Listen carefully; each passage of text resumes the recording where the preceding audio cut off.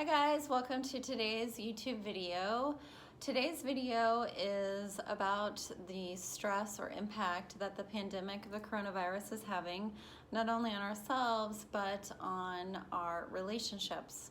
And I just wanted to take a few minutes to really talk about what to be aware of or what to be mindful of, or just how to continue to care for each other in the midst of the amount of stress that you might be feeling. So, my colleague and I actually did a podcast on managing stress and the coronavirus, and I'll put that link in the comment section. So today, what I'm going to talk about, I'll give a little bit about that, but most importantly, I want to talk about your relationships and what to remember when you're either social distancing or you're quarantined and you don't have a lot of outlets. Now, I know more often than not when we talk about how to take care of ourselves or how do we refuel and re-energize, we're doing things where we're connecting to others. And so when we're saying, hey, we've got a social distance, or there's even times when we need to quarantine, then that feels very isolating. And because we've never really faced a pandemic before, we're really stressed. And that's probably not even the right word, but we're in this kind of fight or flight state because there's so much uncertainty, and we're kind of learning new things every day right now. And so one, it's important just to know, guys, we are all in this together, and to have feelings of anxiety or uncertainty, that's, in some ways, that's a quote unquote normal response. It is, it's where we're at right now. And so to say, okay, I know I'm overly stressed because I'm not used to this level, this larger system pressure of this pandemic.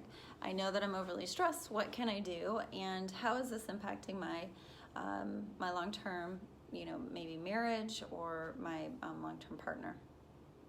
So usually, just in general, when we're under a lot of stress, what ends up happening in our relationships, sometimes it creates more fights, more distance, we become more irritable.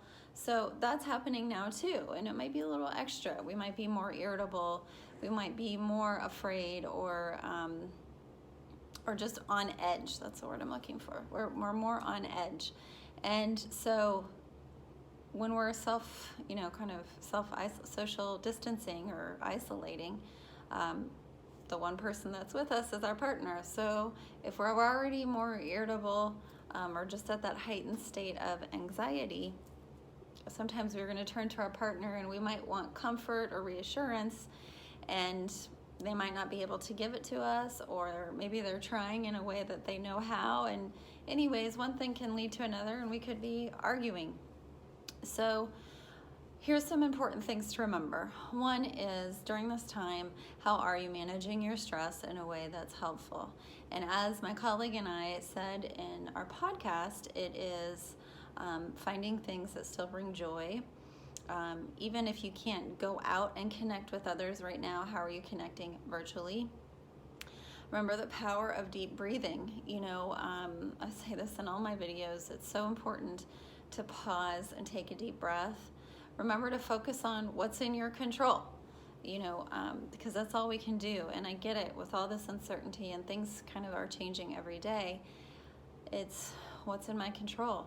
And so just being really present.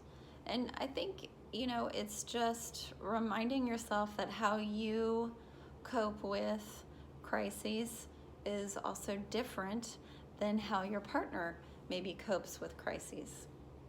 I'll post another link where Esther Perel was interviewed about what are some important things to remember. And, that's one of the things that she highlights, is that everybody handles this differently. And so I think that that's another good thing to remember. And just like if this isn't going on, I know I've said in my other videos, you're two different people who see the world differently. So you're going to have a different sense of how you see it. And so when you're kind of handling stress, if you're the person who wants to look at the news every day and wants to know what's going on, and maybe your partner is I'll figure it out. when you come together to talk about it, that might clash. So in that midst of what are we doing, it's reminding yourself that if I'm the person that has to look at it all the time, my partner doesn't have to do that, because that's not who they are. They're going to look at or cope with this or handle this in a much different way. So remember, two different people see the world differently. You're going to disagree sometimes. And in the midst of this extra stress, remember, when you come to the table to talk about it, it's okay that you see it differently. Different's not bad, it's just different.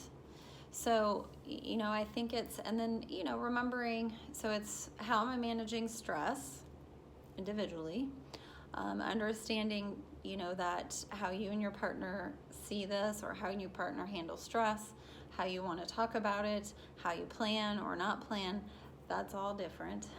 And so, it's what do I need to understand about myself, and what do I need to understand about my partner in the midst of this crisis, and how we are choosing to handle it. And the third thing is, how can I identify my needs, one for myself and for my partner. So if I need reassurance, and if I'm the person who's looking, and my partner's kind of more relaxed, if I go to my partner and he tells me to calm down, I'm probably going to get more upset. So I need to say to him, like, hey, I just need some reassurance. So it's important for me not to get mad, or if I do, use those I statements like Dr. Gottman talks about. But how do we create connection?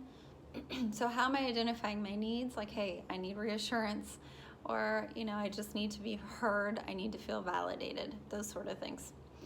And I guess one of the other things that I want you to remember is, in the midst of this, I know it's harder to create those connections, but those are still important. So reach out to people virtually, or reach out over the phone. Try to do things with your partner that make you guys laugh together, even in the midst of the stress.